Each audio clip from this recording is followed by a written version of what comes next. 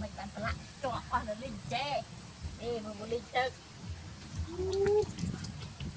lại con nó linh sớm gọi nó linh bọc trong một cái canh rồi sợi giá này mười số khá lại cho nó linh của nó cho mình một tấc ơi tao na mười má sợi giá này con này mười linh cho bình một bình mượn em ta linh tự mười má sợi giá này đây xem rồi mình chọn xem làm một tấc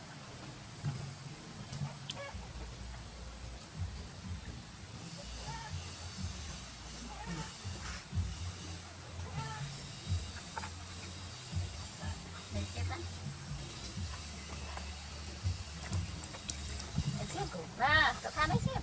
đây một tấc trên chỗ đây tay na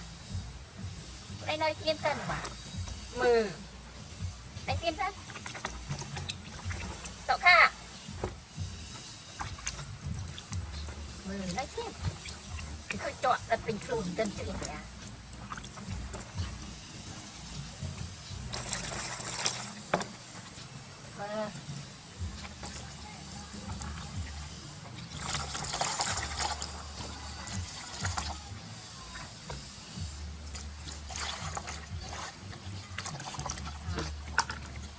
Sudan tak Sudan dia tak kena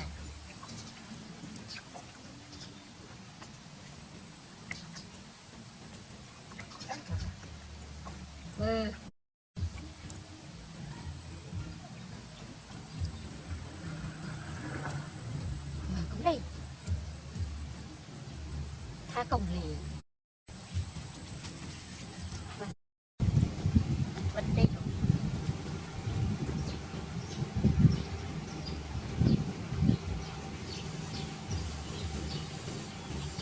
rồi đâu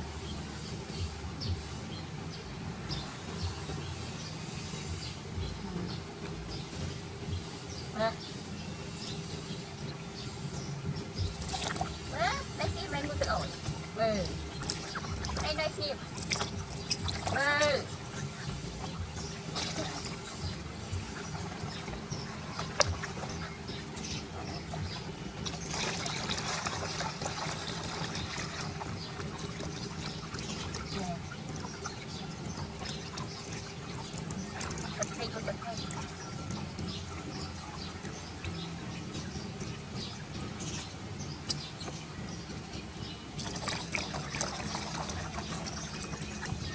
Hop,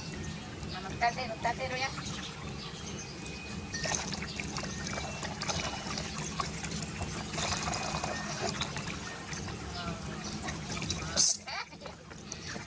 Ba.